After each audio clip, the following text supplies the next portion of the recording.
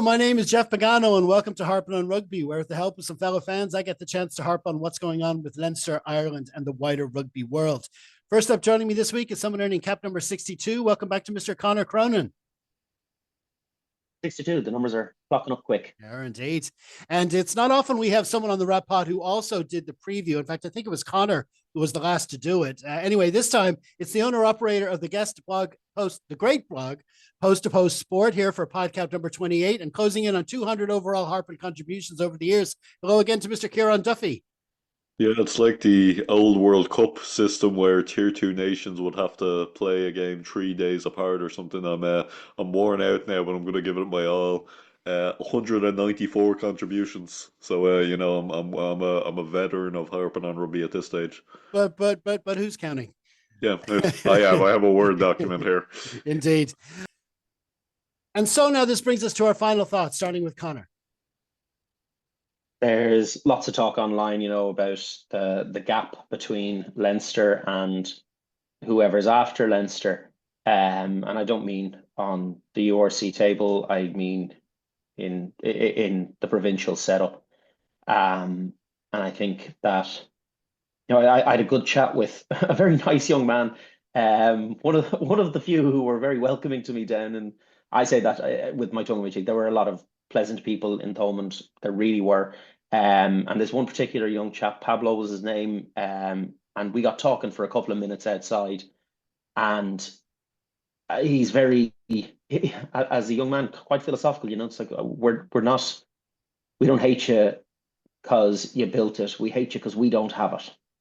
And they're talking about the setup that is building players up and pushing players through. And you could see, our team on Friday night had 21 players who came through the academy. And there were 23 players over the two teams who came through the Leinster Academy, because you add Ty Byrne and Paddy Patterson into that mix, and there's a full 23. But our academy system is really paying dividends. And in a year where Munster have fired their strength and conditioning coach because of just the sheer volume of injuries that exist, and there has to be a reason for that, it's paying benefits, it's paying dividends for us. I think the other problem for the game on Friday night from a Munster perspective, the longer they go without a head coach, the worse it's going to get.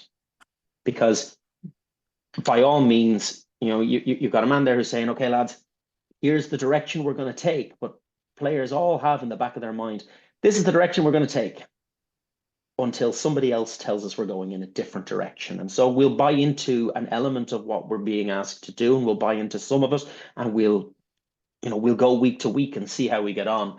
But until there is a solid, dependable, this is our plan, this is where we're going, it's really going to impact Munster in a very, very negative way. And that's not good for, it's not good for Munster, it's not good for Ireland, it's not good for, there's a lot of talk online about the rivalry, and it's hard to see how it's been a rivalry to the same extent over the last few years. Yes, that one big semi-final win is absolutely massive for them, and to then go on and win the final, phenomenal. But the fact that before Leo Cullen became head coach, it was 40, what was it? Keno put it into the group, 43 wins to 41, I think was the number, and it's now 64 to 44 in this game.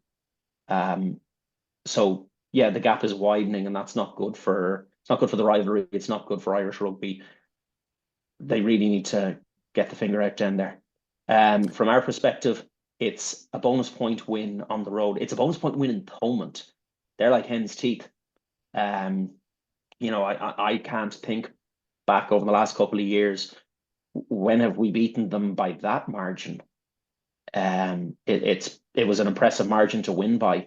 I'm worried about our discipline. On 37 minutes, we'd given away 7 penalties, and I don't know how many advantages on top of that. If you start counting advantages and penalties, we're probably looking into 13 or 14 by that same 37 minutes. So that worries me. But as systems are bedding in, you can see the impact they're having. You can see how we're improving, and therefore you can see how you can see a plan where you can say, okay, we're doing this. Let's just do a little bit more of that as well, so we can maintain discipline. And you can see that there's a pathway that might fix that as a problem. But I will absolutely 100% take a bonus point win on the road, and especially in Thomond. Yeah, absolutely. I mean, on the issues with the other provinces, I mean, I think it was Bernard Jackman has done an article now today outlining that. I suppose he's in a good position to outline that that those concerns. But you ask yourself what the answer is. I mean, do you have to take from Leinster to make the other provinces good? I mean, well, they're already doing that. You could make a decent team of players who have been taken from the Leinster squad and distributed around the other provinces. So that has been done. But surely, I mean, the other provinces would much rather develop their own players and be able to bring through and have the facilities and the ability to bring through players through their own academies. They're all competing with GAA and football for their best athletes as well. There's a lot of that going on around the country. It's even at that, take the smart choice and say, okay, Leinster have all these schools and they're going to get all these players. Go scout some games. Drive up the M7 and sit in Donnybrook on a schools match Wednesday and look and say, geez, that fella would fit our systems really well. Maybe we could entice him. Maybe we could have a word with him. Half the time their dad would be a Munster fan as well. You know what I mean? So no, but seriously, but I think another thing you nailed there was the coach. Every single day that passes without a decision being made. Now there might be reasons for that. There might be certain people they're going after that they can't name just yet. But still, especially when you know that there's people on the current coaching staff that want the job. So the players need to respond from what they're getting from the coaches. And if there's that uncertainty, you've got one guy slapped with the name interim. You've got another guy that's going for the position, but he's not hearing anything, and the days are going by and he's still not hearing anything. It's got to affect the messaging that's coming through. It's going to have an effect, and it's something they really need to sort. But listen, that's a lot to be going on with. What did you think, Ciarán? The gap in the academies. Yeah, I mean, it's the answer isn't to just like round up 10 Leinster players and ship them off somewhere else. And I look, Leinster have the biggest population. Obviously, there are different population demographics. We love the word demographics across every country. I mean, that's just the way it is. There's always going to be teams who have a bigger, like England and France have a bigger player pool to pick from than us. We've won the last two Six Nations, so it's not always. It's not always necessarily that you have more or less people. It's what you do with those people, and you can see that. The other provinces really what needs to happen is the IRFU need to say, right, Leinster, what are you doing? Here's all the schools, here's the academy pathways, right? Other provinces, do that. Do this, like do this in a way that suits your system. Obviously it's not going to be the same number, but like I always hear this like every time there's an Interpro, every time Leinster, it seemingly every time and I should say that chronically online fans don't represent the full fan base. There are a lot of Munster fans who are very reasonable about like, look, like it's just not going as well as it was in the 2000s. But I think like the answer isn't just like, right, Munster need a tight head, so sign one from Leinster. The answer should be, okay, how can, like, and yeah, you need quick patches up sometimes and say, right, we need a non-Irish qualified player.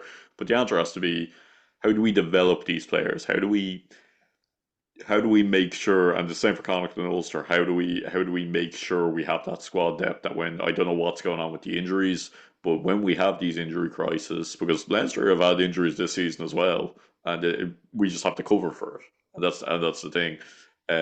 If anything, Connacht should be the province that get helped out much by players from other provinces, not just Leinster, because they have such a small playing base, and like they never really complain about it. So, the answer is just to take what Leinster are producing and give it to someone else. The answer is to show what is other provinces start putting the right structures in place. And it's a long term process. It's not something that's going to be fixed by next season necessarily. They're not going to be producing loads of academy players by next season. It's the kind of thing that might take 5, 6 years. You look at when Leo Cullen took over after a poor period by Leinster standards under the previous coach. Um, when Leo Cullen took over, he played these young players. He gave these academy prospects chances. He wasn't sniping players from other provinces or anything like that. He played these young players. They weren't Gary Ringrose wasn't born a ready-made rugby player. He had to be played. He had to Kieran Frawley the same. I remember their debuts. Like they had to be bedded in and played and allowed to make mistakes. And I think that's something the other provinces have to do. So it's the answer certainly can't be just give us what Leinster are producing because that's not fair. Leinster and you can't force a player to move. And to be honest, it seems like a lot of players. Like there was talk about Jordan Larmour a while ago. He wasn't getting in the team. He seems happy in Leinster, and he was happy to fight back, and he's earned his place now. And you could argue if there's a European Cup final tomorrow, he's probably in the matchday squad. But there's talk about all these things like, well, why can't we just sign some Leinster players? That's not fixing the issue. The issue is that other provinces aren't producing because so often we hear about every every Ireland international camp. Then suddenly it's, well, why aren't our players getting in? Why aren't our players getting in? Well, you spent the whole year giving out about how your players aren't good enough. So like, it's really about ensuring provinces can develop their own players and really develop their style. And as well, I agree with what Connor said. I doubt there are Munster fans sitting there thinking like, I wish like real not chronically online moaners. I mean, the fans who go to every game would be thinking they'd love to see a player Munster have developed. Connacht fans would love to see a excuse me, Connacht fans would love to see a player Connacht have developed. Ulster the same. So it's about putting those structures in place. And I agree, scout. Like go to not every player playing in the Leinster school system, if we want to talk about the school system, is going to go on and play a significant amount of games for Leinster. I mean, I've been at the RDS plenty of times over the last years, and there are players who make one appearance, they do decent, and then they end up playing in England or France or something. Go to those games and see if you can win them over. Start bringing in these young players because there's no point to expect. It's not fair to expect Leinster to develop players, create these stars on behalf of the other provinces. Like that's if you're doing that, you need a fifth feeder team somewhere. You need a franchise somewhere to become a feeder team because Leinster aren't the feeder team for the other provinces. Leinster are trying to win things in their own right. Um, so yeah, I think like there's a lot to talk about there, and I agree on the coaching. The coaching just has to be sorted out soon. I would feel like maybe hopefully it doesn't turn into the FAI looking for a new Ireland men's manager, which seemed to be a never-ending process. There probably needs to be, in the meantime, whoever is there, right? Look, we'd like you to stay on, but you're not, or you are going to be getting the permanent position. This is what we want you to do in the meantime.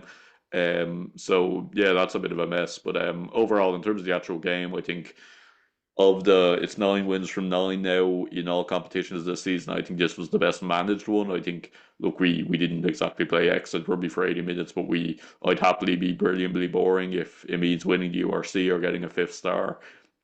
And to be honest, if we were brilliantly boring in the European Cup final last year, we'd be European champions. So at the end of the day, I think we did what we had to do to win the game. We managed to kill the game. We crucially managed to kill their momentum whenever they in the first half and in the start of the second half.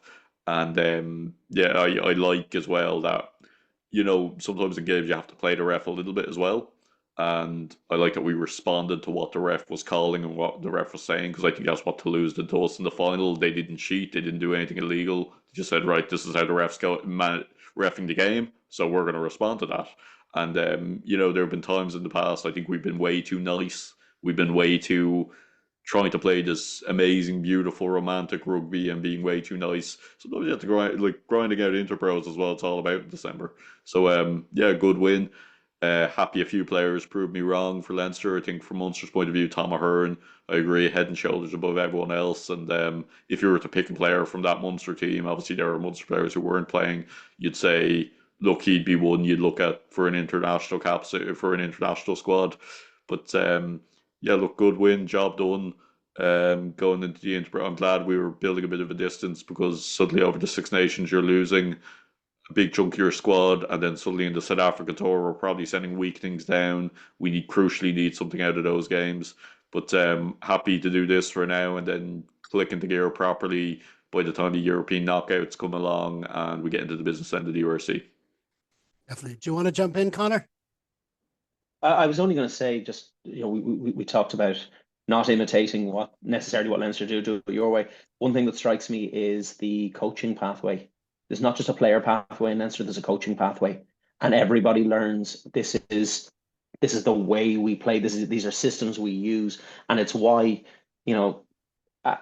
it's why you can call a fellow up from the AIL, or you can let a player go out and play AIL for 3 weeks and then bring him back for a game in the middle of Six Nations, and he understands what's expected of him and he understands standards that are required of him, because the coaches get coached as well. So the AIL players, when you end up wanting to call them up, there's an understanding of expectation, there's an understanding of standard.